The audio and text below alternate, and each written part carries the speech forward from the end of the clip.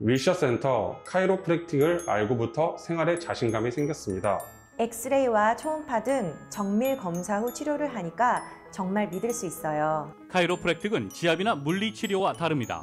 척추를 중심으로 신경과 근육을 재정비해 몸의 시스템을 건강하게 돌려놓는 것입니다.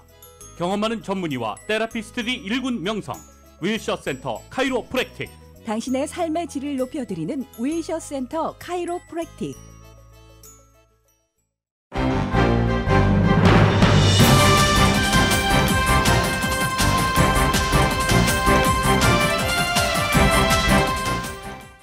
실록의 푸르름 가득 라디오 서울이 함께합니다. 플로리다주에서 오늘 아침 12층 콘도 일부가 붕괴해 구조작업 진행 중입니다. 정확한 사상자 수도 아직 파악되지 않았습니다. 이 시각 현재 35명이 구조됐고 2명은 병원으로 후송됐습니다. 1명은 사망한 것으로 확인됐습니다. 한편 이 지역에 폭풍 접근 소식까지 예보돼 있어서 앞으로 구조 작업에 많은 어려움이 예상됩니다. 연방 상원이 9,530억 달러 규모의 인프라 투자 예산에 잠정 합의했습니다. 오늘 백악관에서 바이든 대통령에게 합의안을 설명할 예정입니다. 이 최종 합의가 확정되면 바이든 대통령이 연초에 제안했던 2조 2천억 달러 규모의 일자리 창출 계획에는 미달하는 규모가 됩니다. 하지만 그나마 의미 있는 성과로 평가되고 있습니다. 바이든 대통령이 폭력 범죄, 특히 총기 범죄에 초점을 맞춘 종합 예방 전략을 발표하고 무관용 원칙에 따른 대대적인 단속을 예고했습니다. 바이든 대통령은 또 총기상을 죽음의 상인이라고 지칭하고 의회를 향해서는 공격형 무기 금지, 또 총기 제조사의 책임 면제 조항 철폐를 포함하고 있는 총기 규제 입법을 다시 촉구했습니다. 인도발 변이 코로나 바이러스인 델타 변이가 급속도로 확산하며 백신 접종률이 낮은 일부 주에서 확진자 수가 다시 증가하고 있습니다. 가을 재확산 우려가 커지고 있습니다. 미국 보건당국은 델타 변이를 주목하면서 백신 효과를 높이기 위한 추가 접종인 부스터샷의 필요성과 접종 시기를 두고 현재 논의를 하고 있습니다. 파이자 관계자는 자사의 코로나 바이러스 백신이 델타 변이에도 90% 정도의 높은 예방 효과를 나타났다고 주장했습니다. 한편 델타 변이보다 더 강력한 것으로 알려져 있는 알파 플러스 변이까지 출현하면서 각국 의료기관들도 관련 연구에 착수했습니다. 질병통제예방센터 CDC는 모더나나 파이자 코로나 바이러스 백신을 맞은 젊은이들이 드물게 심장염증성 질환을 겪을 수 있다고 밝혔습니다. 한편 젊은 층의 코로나 백신 접종률이 낮아서 고민되고 있는 가운데 이 같은 부작용 사례까지 발표됐지만 CDC는 부작용은 극히 드물며 백신 접종이 훨씬 더 유익하다고 백신 접종을 다시 강조했습니다. 백신 접종자들은 한국을 방문할 경우 자가격리를 면제하는 것과 관련해 LA 총영사관이 28일부터 면제 신청 접수를 받습니다. 한편 총영사관은 예약 신청뿐만 아니라 이메일로도 신청서를 접수할 수 있고 발급이 가능하다고 밝혔습니다. LA시의회가 세입자 권리 보호 법안을 통과시켰습니다. 조례안은 건물 필수 수리 등을 거부하고 아파트 서비스를 축소하는 등의 불이익이 신고될 경우 건물주는 최대 $10,000의 벌금을 부과받을 수 있습니다. 잔니 시의원이 제안한 길거리 노숙금지 조례안 재개 표결이 다음 주에 진행됩니다. 해당 조례안에는 노숙자들이 길거리에 텐트를 설치하거나 개인 물품을 쌓아서 거주하는 것을 금지하는 내용을 담고 있습니다. 노동부는 지난주 신규 실업수당 청구 건수가 41만 1,000건으로 집계됐다고 밝혔습니다. 2주 만에 감소세로 돌아섰지만 2주 연속 40만 건대를 기록 중입니다. 인력 부족 현상이 대두되고 있는 가운데 디즈니랜드 역시 인력 부족을 호소하고 있습니다. 인력 채용을 위해 다양한 인센티브를 제공할 예정입니다. 한국의 정치권을 뜨겁게 달구고 있는 윤석열 X파일을 둘러싸고 내용 진위 여부와 상관없이 출처 공방이 이어지고 있습니다. 야권의 유력주자 윤석열 전 검찰총장이 한국 시간으로 오는 29일에 대선 출마를 공식 선언할 것으로 보입니다. 한편 국민의힘 입당 일정은 미룬 것으로 보입니다. NBA 서부 컨퍼런스 결승에서 2연패를 당하고 있는 LA 클리퍼스가 오늘 스테이플 센터로 돌아와 3차전을 치릅니다. 한편 동부 컨퍼런스 결승 1차전에서는 애틀랜타가 밀워키를 116대 113으로 꺾고 먼저 1승을 거뒀습니다. LA 다저스가 샌디에고 파드레스와의 경기에서 3대5로 패하고 샌디에고와의 주중 3연전에서 싹쓸이 패배를 당했습니다. 2위 다저스와 3위 샌디에고 간의 승차는 반게임 차로 좁혀진 가운데 다저스는 오늘부터 홈구장에서 시카고 컵스와 주말 4연전을 시작합니다. 오늘 뉴욕 증시는 상승으로 출발하고 있습니다. 원달러 환율은 1134.9원으로 마감했습니다. 남가주 오늘 대체로 맑겠고 한인타운의 낮 최고 기온 76도로 예상됩니다. 이 시간 주요 뉴스는 미주 취양 30주년을 맞은 아시아나항공, 지난 30년간 함께해 주신 성원에 감사하며 앞으로도 정성을 다하는 서비스와 쾌적한 취신 항공기로 보다 안전하고 편안하게 모실 것을 약속드립니다. 아시아나항공 제공입니다. 여러분 안녕하십니까? 김윤정입니다. 안녕하십니까? 유지승입니다. 2021년 6월 24일 목요일 라디오솔 모닝뉴스 2부입니다. When I first arrived was the massive response. More than 80 units responded. And I've seen people from trauma units to the state attorney's office. I saw someone from there. So there is a very big effort to get to the bottom of what happened and to try to save lives at this point and figure out who, if anyone, may be under the debris. But again, that just coming in, 51 people unaccounted for, and that's coming from Miami commissioner that has given us that information. 플로리다주 마이애미 비치 인근의 콘도 12층짜리 콘도 일부가 붕괴돼 구조 작업이 현재 진행 중입니다. 51명의 사상자가 발생했다라고 일단은 안타깝죠. 일단은 그렇게 집계되고 있습니다. 구조 작업이 계속 진행 중입니다. 경찰 측은 일단 1명의 사망을 확인했다라고 밝히기도 했습니다.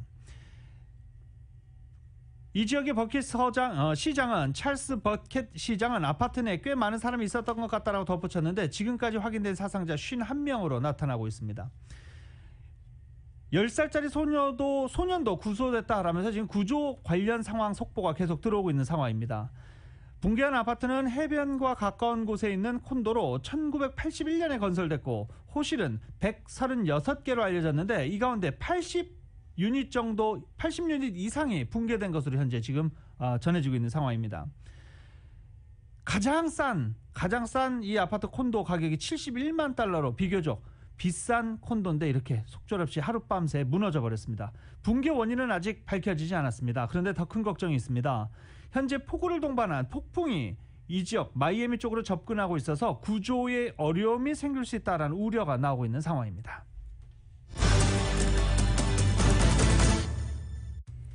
연방노동부가 오늘 아침 지난주 미국의 신규 실업수당 청구 건수가 41만 1,000건으로 집계됐다고 발표했습니다. 전주보다 7,000건이 줄어서 2주 만에 감소세로 돌아섰습니다.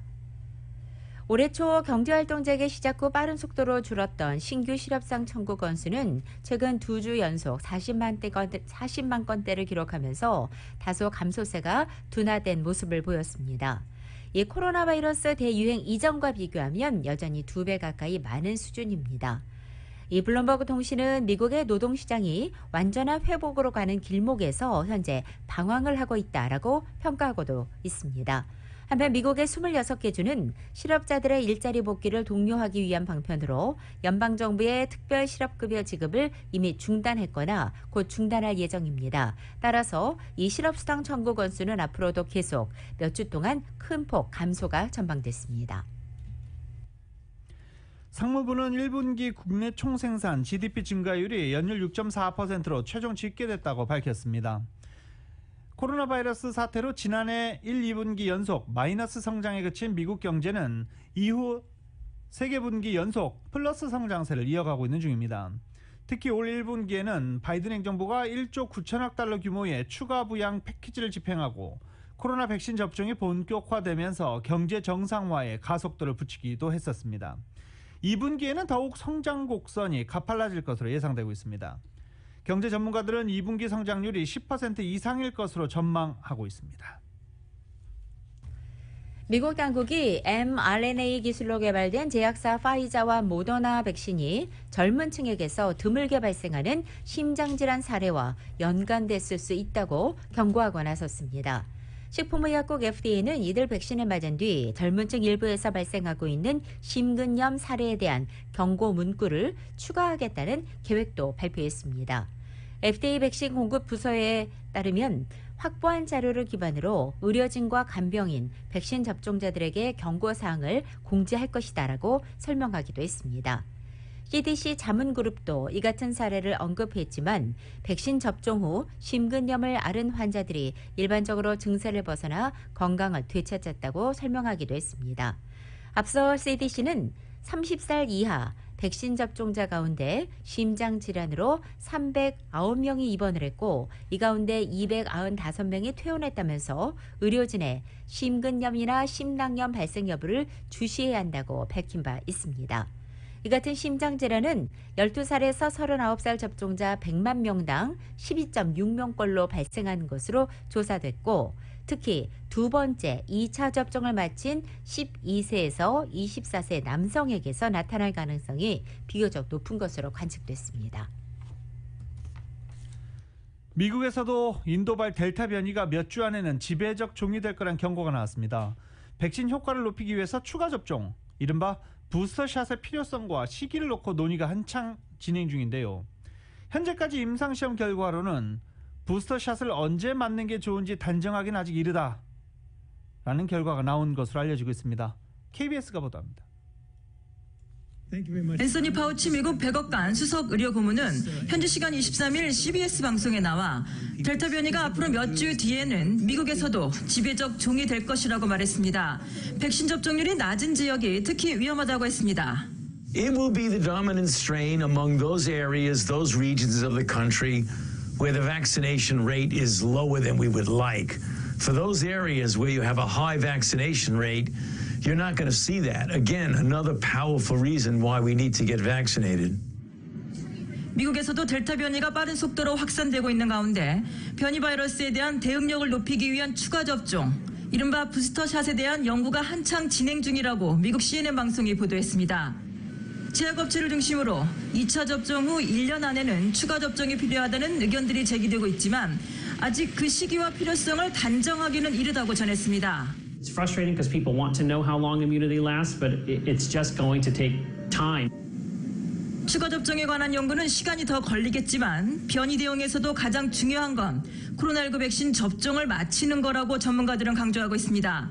I think it's very hard for a virus to mutate in such a way and to get the perfect mutations to be able to completely evade a vaccine, to make it worthless. 그러면서 여전히 많은 국가들의 코로나19 백신 공급이 원활하게 이루어지지 않고 있는 상황에서 미국 등의 선진국이 부스터샷을 정당화하기는 쉽지 않을 거라는 게 전문가들의 대체적 중론이라고 CNN은 전했습니다. 뉴욕에서 KBS 뉴스 한보경입니다. 이 파이자 백신이 인도발 변이인 델타 변이에 높은 예방 효과를 나타냈다고 파이자 관계자가 주장했습니다. 이스라엘을 방문하고 있는 알론 레포포트 파이자 의학 담당 이사가 현지 시간으로 24일 지금까지 확보한 데이터에 따르면 파이자 백신의 델타 변이 예방 효능은 90% 정도라고 말한 것입니다. 그리고 이 데이터를 실험실과 델타 변이가 알파 변이를 대체한 지역에서 수집했다고 설명했습니다. 하지만 파이자 본사는 아직 구체적인 자료 요청에는 즉각 응하지 않고 있는 상태입니다. 현재 유통되는 백신이 기존 코로나 바이러스보다 전염력이 높은 것으로 알려져 있는 델타 변이를 얼마나 예방할 수 있는지에 관한 진전된 연구 별파는 결과는 아직 발표되지 않고 있습니다. 코로나 바이러스 접종자는 한국을 방문할 경우 자가격리 면제를 해주는 조치가 7월 1일부터 시행됩니다. LA를 비롯한 미국 내 제외 공간들이 오는 6월 28일부터 자가격리 면제 신청 사전 접수를 받기로 했습니다. 영사관 예약 방문 신청뿐만이 아니라 이메일로도 신청서를 접수해 발급을 처리한다는 방침을 밝혔습니다. 17세 이하 자녀를 둔 대부분 가정에 다음 달 15일부터 현금 지원금이 지급됩니다. 지난 3월에 통과된 코로나 경기부양법안 미국 구조계획에 따라 지급되는 이번 지원금은 6세 미만 자녀에게는 매달 $300씩, 그리고 6세에서 17세 자녀에게는 $250씩 7월 15일부터 6개월 동안 지급됩니다.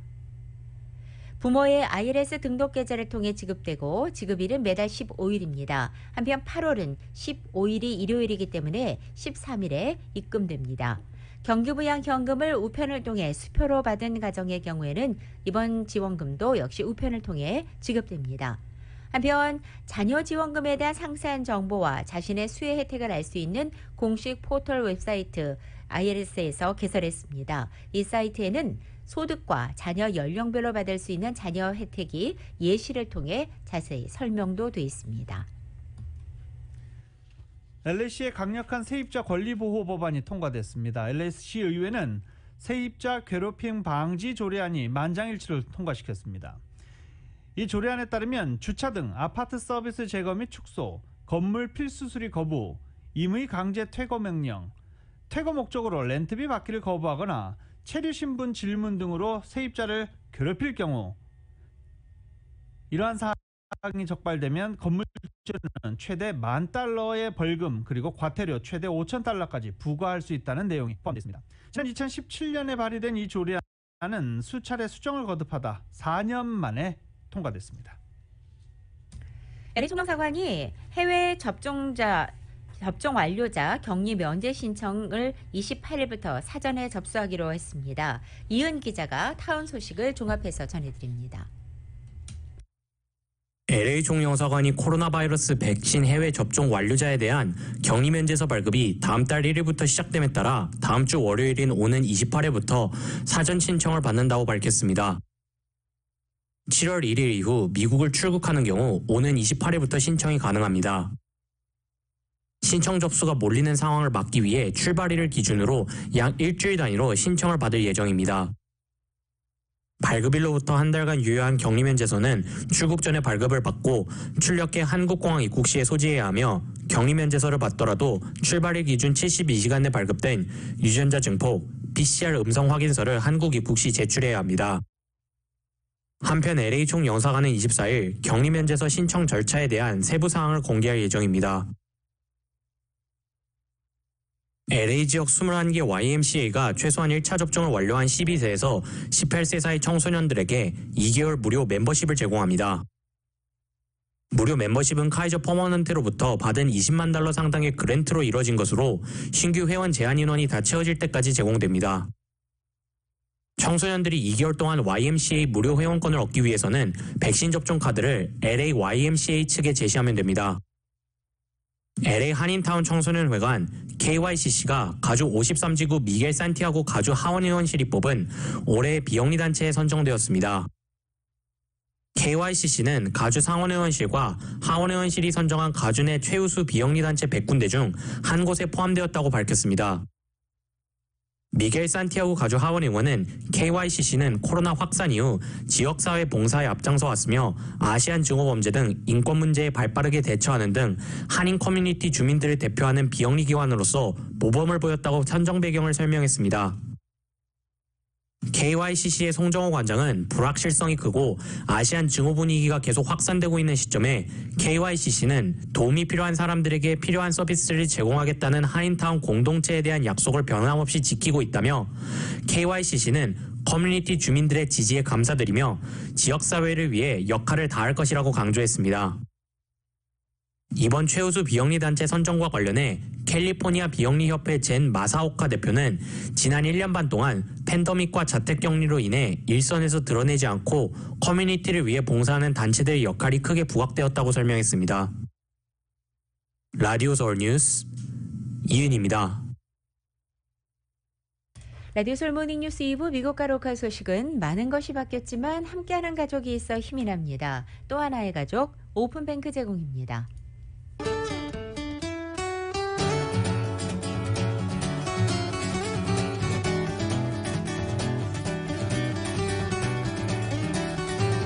(6월 24일) 목요일 남가주의 날씨입니다. 오늘 이른 아침 한때 구름 낀 곳도 있겠지만 점차 거치면서 대체로 맑은 날씨 보이겠습니다. 낮 기온은 어제보다 2, 3도가량 더 내려앉아 오늘은 예년 기온을 살짝 밑돌겠습니다. 하지만 금요일, 내일은 보다 맑은 날씨 보이겠고 내일 낮 기온 다시 예년 기온으로 회복되겠습니다. 이번 주말부터는 평년 기온을 웃돌기 시작하고 다음 주 중에는 반짝 더위도 찾아오겠습니다. LA 한인타운의 오늘 낮 최고 기온 76도, 밤 최저 기온은 60도, 오렌지 카운티 지역 80도, 63도, 밸리와 일랜드 엠파이어 지역은 85도, 56도, 해안 지역은 68도, 60도 예상됩니다. 한국은 오늘도 대체로 흐리고 간간히 소나기 내리겠습니다. 서울의 오늘 아침 최저 기온 67도, 낮 최고 기온은 83도 예상됩니다. 라디오 서울 모닝뉴스 2부 이 시간은 1250만 불 교통사고 최고 보상, 교통사고 전문 천재 변호사 리차드 호프만, 메디케어 시니어를 위한 전문의 허가가 아주 빠른 한인 최고 최대의 서울 메디칼 그룹, 세계 최초의 스토리텔링 머신 올류 2021 기아 소렌토, 비즈니스에 힘을 드립니다. 당신의 비즈니스 뱅킹 파트너 CBB뱅크 공동 제공입니다.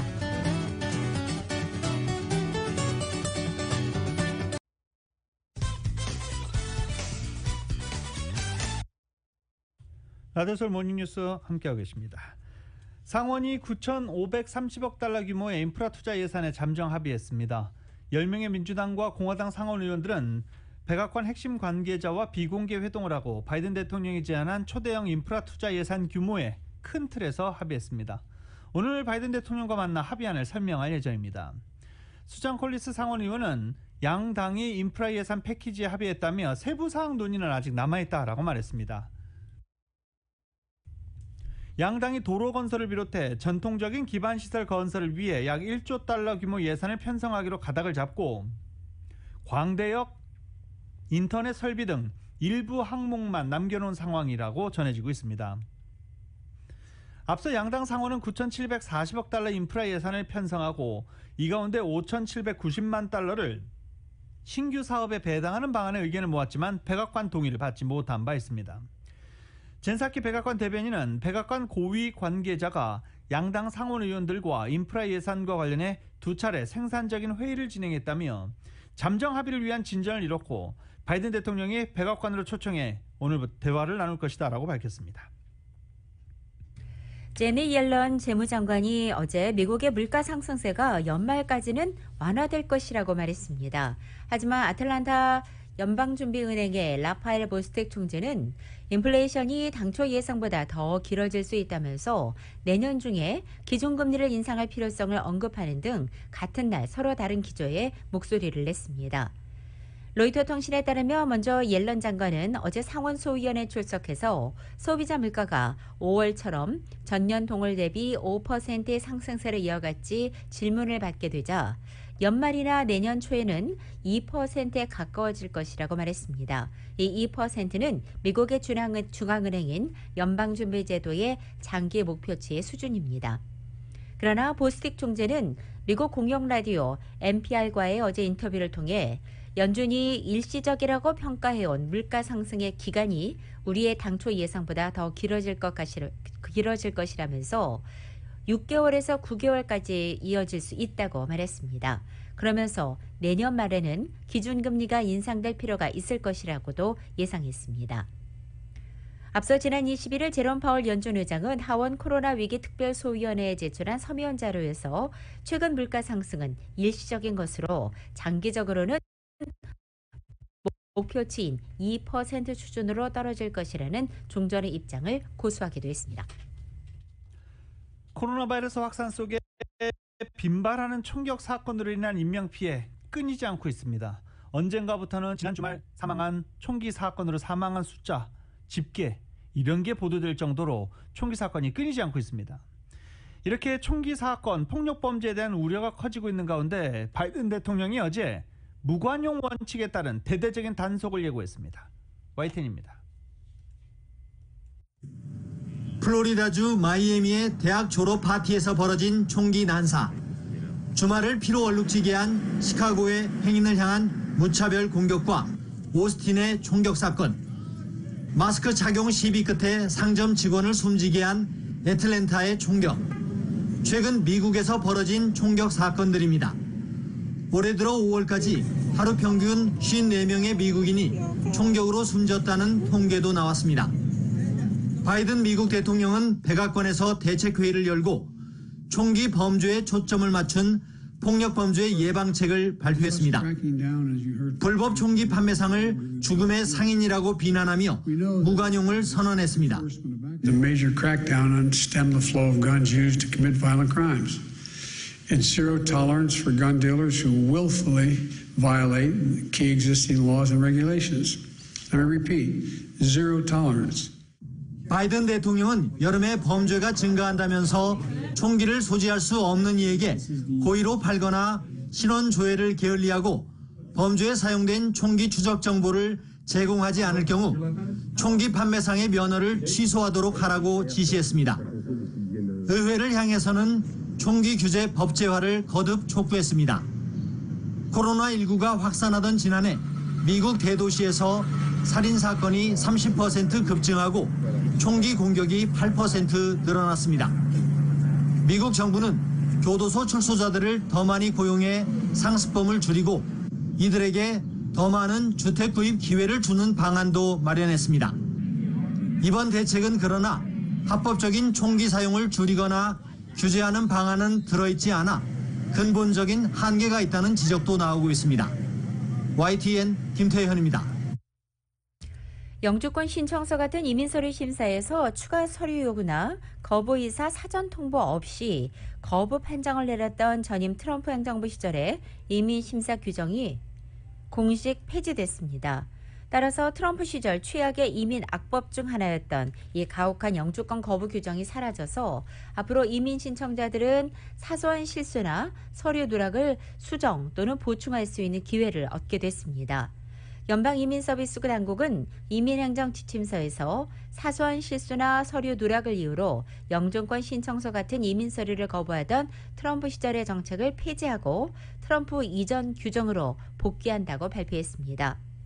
이와 관련해 공지한 보고서에서 이민서비스국은 트럼프 행정부 시절의 이 규정은 이민 자격을 갖춘 이민 신청자들에게 사소한 잘못을 이유로 이민 혜택을 거부하는 폐단을 낳았다며 이제 서류를 보완하거나 수정할 기회를 갖게 됐다고 밝혔습니다.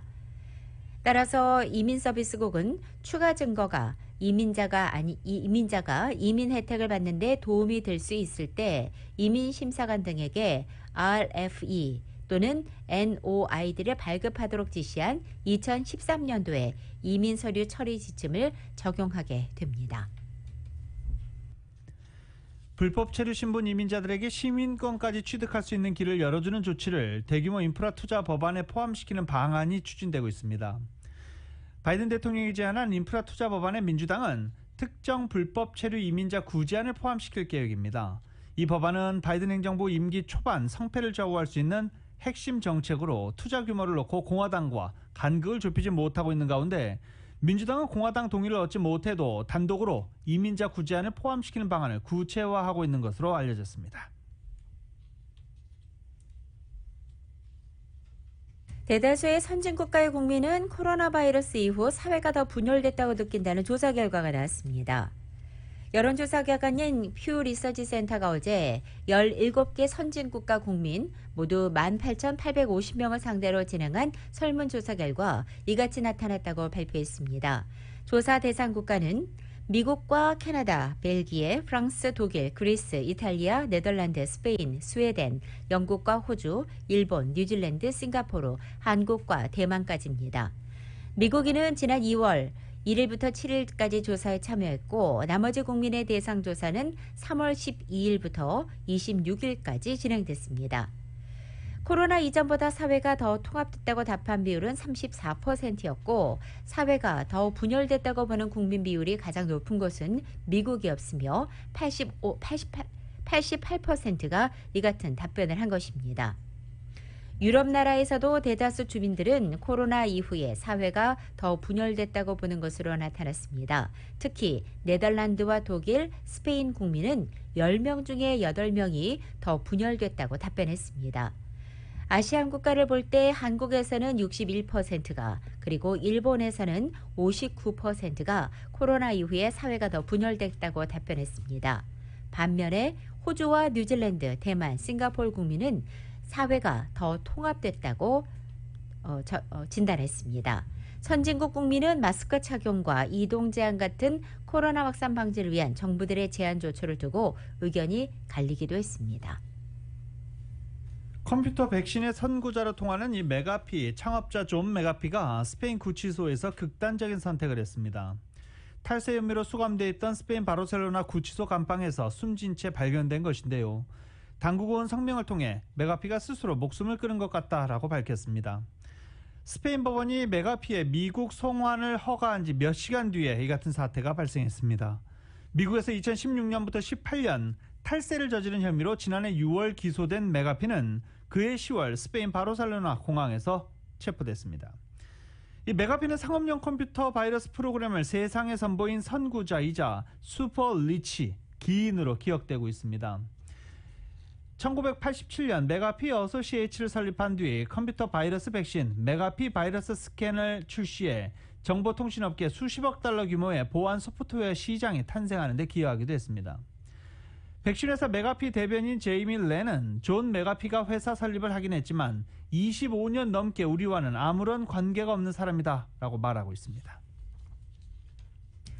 연방하원이 정보기술 IT 공룡들의 반독점법 사업 관행을 규제하고 대다수의 인수합병 M&A를 무효하거나 회사를 분할하는 등의 내용을 담은 일례 법안을 추진하자 이들이 반격에 나서고 있습니다. 애플은 어제 자사 애플리케이션 이 장터인 앱스토어를 거치지 않고 앱을 내려받게 되면 이용자들의 사생활 보호가 위협이 놓일 수 있다고 주장한 것입니다. 애플은 어제 내놓은 보고서를 통해 아이폰 이용자들이 앱스토어를 통하지 않은 채 직접 아이폰에 앱을 다운로드하도록 허용할 경우 이것은 프라이버시 보호를 위협하고 부모의 자녀 아이폰 통제를 어렵게 하면서 잠재적으로 이용자 데이터를 랜섬웨어 공격에 노출시킬 수 있다고 밝힌 것입니다. 월스트리트저널은 미국의 정치권과 유럽연합에서 이 같은 앱스토어의 제약을 뒤집으려는 정치적인 압력에 고조되는 가운데 애플이 앱에 대한 통제권을 유지하려는 기싸움을 한층 강화했다고 지적했습니다. 어제 LA 공항 인근에서 규모 3.2 지진이 발생해 한인타운을 비롯한 LA 일원이 흔들렸습니다. 어제 오후 5시 8분경 LA 다운타운에서 17마일 떨어진 LA 국제공항 인근을 진앙으로 하는 3.2 규모의 지진이 발생했습니다. 이 지진으로 거의 모든 이 공항 주변의 지역들, 컬버시티, 산타모니카, 샬머녹스 등의 진동을 느낄 수 있었습니다. 공항 측은 지진으로 인한 별다른 피해는 발생하지 않았다고 밝혔고 관련 도시들의 경찰국에서도 이 지진으로 인한 피해 보고는 없었다라고 말했습니다. 저희 라디오 서울방송과 한국TV가 핀텍 기업인 와이어발리와 공동으로 국제송금 비즈니스 설명회 겸 체험 이벤트를 마련했습니다. 정현우 기자가 자세하게 소개해드립니다. 온라인 해외 송금 서비스 기업 와이어발리가 오는 28일 월요일 미주 한국일보 본사 건물에서 비즈니스 업주들을 위해 새로 출시한 모바일 한국 송금 서비스에 대한 설명회를 개최합니다. 온라인 송금 서비스 업체 와이어발리는 비즈니스 한국 송금도 은행에 가지 않고 모바일로 편하고 저렴하게 송금이 가능한 비즈니스 송금 서비스를 출시했습니다. 기업 전용 송금 서비스인 와이어발리 비즈니스는 가입과 거래가 모두 온라인에서 이루어지며 건당 최대 50만 달러까지 한도를 제공합니다. 24시간 송금이 가능하고 송금 수수료가 회당 10달러 미만이라는 점에서 기존의 은행 송금에 비해 편의성과 가격 경쟁력을 갖췄다는 평가입니다. 와이어발리는 현재 신규 등록하는 고객에게는 금액이나 횟수에 관계없이 올 연말까지 송금 수수료를 면제하는 프로모션을 진행 중입니다. 와이어발리는 비즈니스맨들을 위한 국제 송금 설명회 겸 이번에 새로 출시한 모바일 비즈니스 송금 서비스를 체험할 수 있는 이벤트를 오는 28일 오전 11시 미주 한국일보 본사가 위치한 한인타운 내 3731 위셔블바드 10층에서 마련하고 관심 있는 사업주들을 초청합니다. 이날 설명회에 참석한 분들에게는 1년 송금 수수료 면제, 환율 30% 우대, 전담 어카운트 매니저 지정, 패스트 트랙 송금 등의 우대 서비스 혜택이 주어지며 사은품과 점심이 제공됩니다. 설명에 참석을 원하는 분들은 한국일보 웹사이트 koreatimes.com에서 와이어발리 참여 이벤트 배너를 통해 RSVP를 한 후 참여할 수 있습니다. 선착순으로 접수 신청을 받고 있어 조기에 마감될 수 있습니다. 와이어발리는 2016년에 설립된 핀테크 스타트업으로 수수료 없는 실시간 해외 송금이라는 혁신적인 서비스로 현재 북미에서만 10만 명 이상의 고객을 확보하고 있습니다. 라디오 서울뉴스 정현호입니다.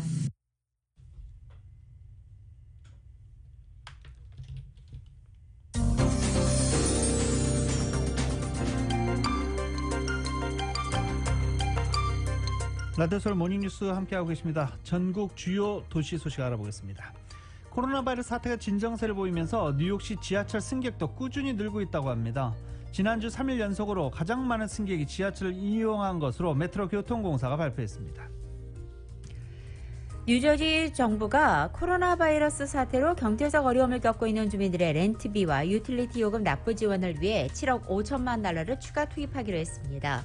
주의회에 상정된 22년도 회계연도 뉴저지 정부 예산안에 따르면 지난 3월 초 조 바이든 대통령이 서명한 경기 부양책에 따라서 뉴저지 주정부에 배정된 지원금 60억 달러 가운데 7억 5천만 달러가 렌트비, 유틸리티 요금 지원을 위해 사용되는 것입니다. 메릴랜드 출신의 한인 2세 청년들이 김치 전도사로 활약하고 있어서 화제가 되고 있다고 합니다. 다니엘 리, 매트 정, 이 26살 동갑내기 두 친구는 지난해 11월 콜로라도 덴버에서 함께 데드 베지스를 창업을 했고 한국 김치를 미국 음식에 접목해 새롭게 퓨전식으로 개발해 재창조한 김치 관련 소스와 김치를 덴버와 이 여러 미국 식당에 판매하고 있어 화제가 되고 있는 것으로 전해지고 있습니다. 샌프란시스코 코로나 팬데믹으로 인해 움츠들었던 여행과 항공 이동이 급속히 되살아나면서 샌프란시스코 국제공항의 이용객 수도 급증하고 있습니다. 연방교통청 TSA는 지난 20일 전국적으로 210만 명이 항공을 이용했다면서 관광이나 레저 목적의 국내 여행객이 증가하고 있다고 밝혔습니다. 또 샌프란시스코 공항 대변인은 매일 공항 이용 승객이 늘어나고 있다고 정상 영업을 시작한 것으로 알려지고 있습니다. 샌프란시스코 민주평통이 한반도 종전선언 촉구를 위한 금문교 걷기 대회를 오는 26일에 개최한다고 합니다. 전쟁이 멈춘 지 68년 지났지만 한반도는 여전히 휴전 상태라며 종전선언 촉구를 위한 금문교 걷기 대회를 개최한다고 밝혔습니다. 시애틀 메트로폴리탄 킹 카운티 의회가 기존의 단일 후보 투표 방식을 순차별 선택 투표 방식으로 바꾸는 방안을 검토하고 있다는 소식입니다.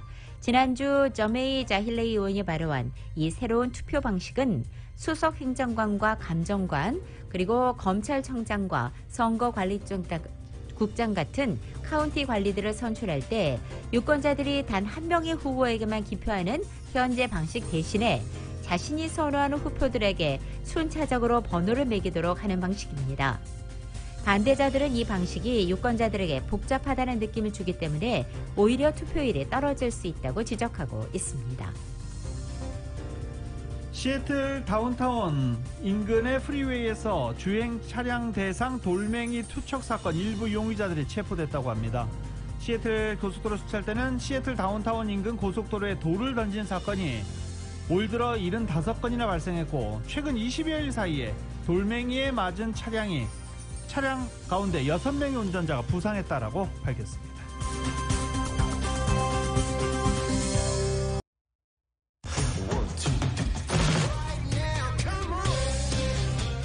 라디오솔 모닝뉴스 함께하고 계십니다. 스포츠 소식 전해드리겠습니다. 동부 컨퍼런스 파이널 1차전 여제 열렸습니다. 애틀란타 헉스가 미러키 벅스를 116대 113으로 꺾고 먼저 1승을 거뒀습니다. 정규리그 동부조 5위 애틀란타가 3위 미러키의 열세를 보일 것이라는 예상이 많았지만 애틀란타의 에이스 영이 3점슛 4개를 포함해 48득점을 몰아치면서 팀에 승리를 안겼습니다. 이 애틀란타의 트레이 영, 이번 플레이오프를 치르면서 한 단계 급성장한 엄청난 선수로 성장했다라는 평가를 받고 있습니다. 1998년 9월생인 영은 만 22세 이하 선수로 이 컨퍼런스 결승 한 경기 최다 득점 부분에 이 르브론 제임스와 동률을 기록했습니다. 이 트레이 영은 어제 11개 어시스트 덧붙이면서 더블더블을 기록하게 됐습니다. 한편 2패를 안고 있는 LA 클리퍼스와 피닉스 선즈 간의 서부 컨퍼런스 결승 3차전은 오늘 오후 6시에 스테이플 센터에서 펼쳐집니다. ESPN을 통해서 생중계될 예정입니다. 유로 2020에서 호날두가 전세계 A매치 역대 최다골 타일 기록을 세우면서 포르투갈의 극적인 16강 진출을 이끌어냈습니다. 호날두는 이제 16강 토너먼트에서 새 기록에 도전하게 됩니다. KBS의 보도입니다.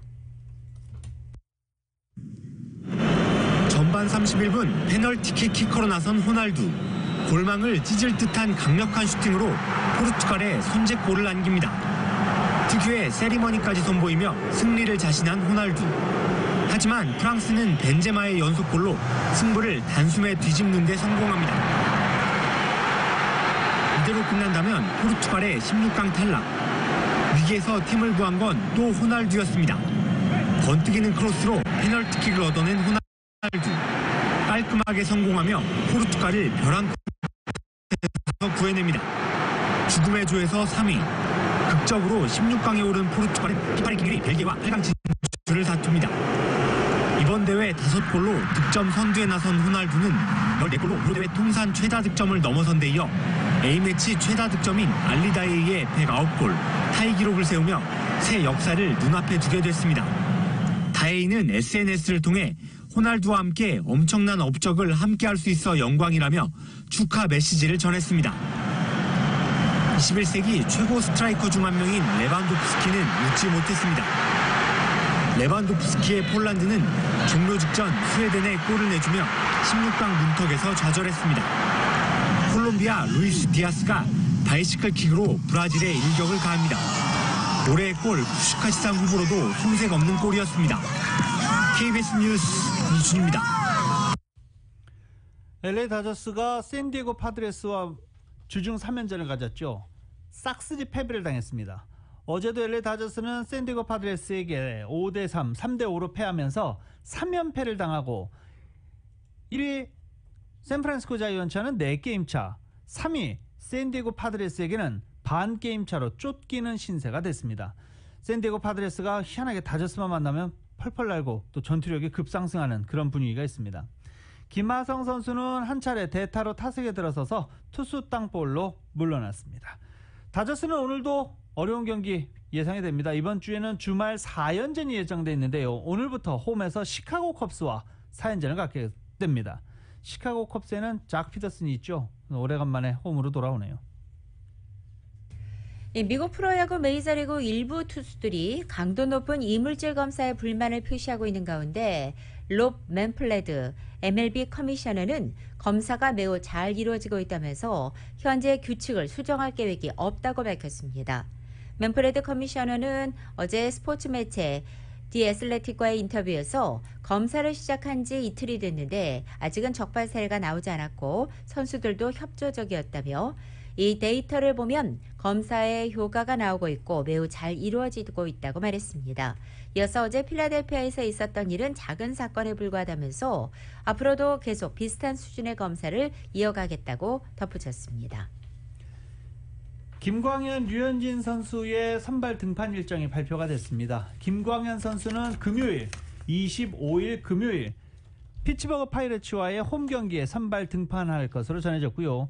류현진 선수는 다음 날인 토요일, 6월 26일 토요일에 볼티모어 오리올즈와의 경기에 선발 등판할 것으로 전해졌습니다. 류현진 선수는 시간과 장소만 바꿔서 볼티모어 오리올즈와 2경기 연속 만나게 됩니다.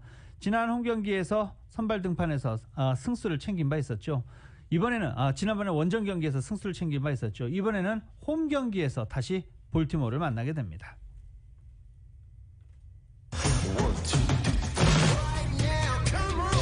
스포츠 소식은 전문가가 추천하는 이민법과 가정법 전문 재인정 종합법률사무소 제공입니다.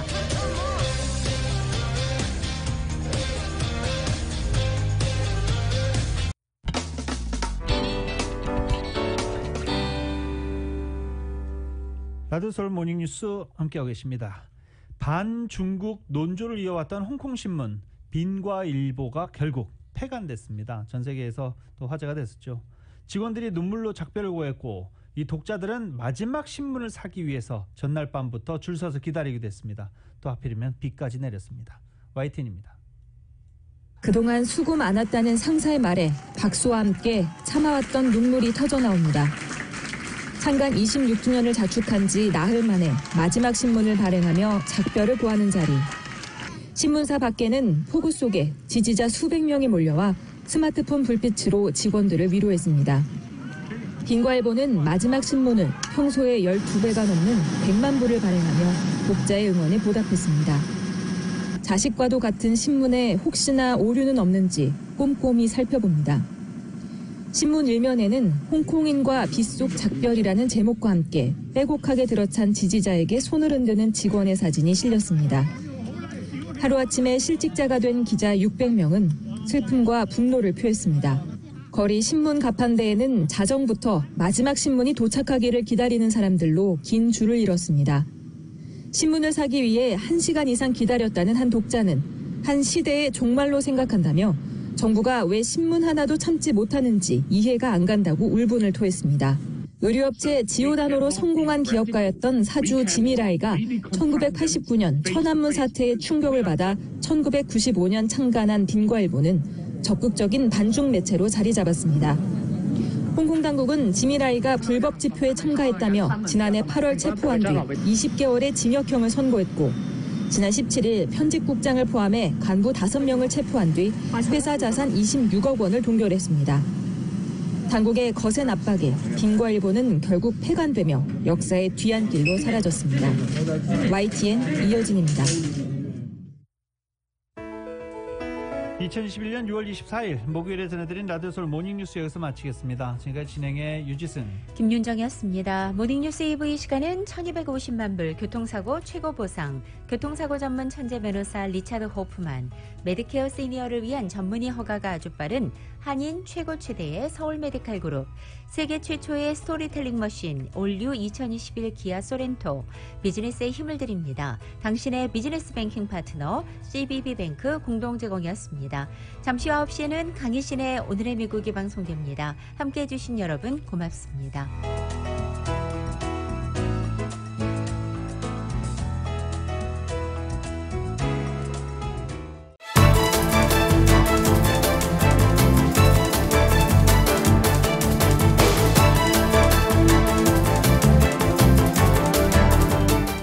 대한민국 생산자와 미국의 소비자가 직접 만나는 울타리몰.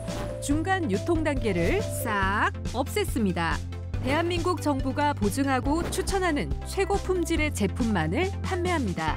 편리한 온라인몰과 LA, 라미라다, 토렌스 세 곳의 직매장에서 대한민국 프리미엄 농수산물을 합리적인 가격에 만나보세요. 울타리몰. 인터넷 검색창에서 울타리몰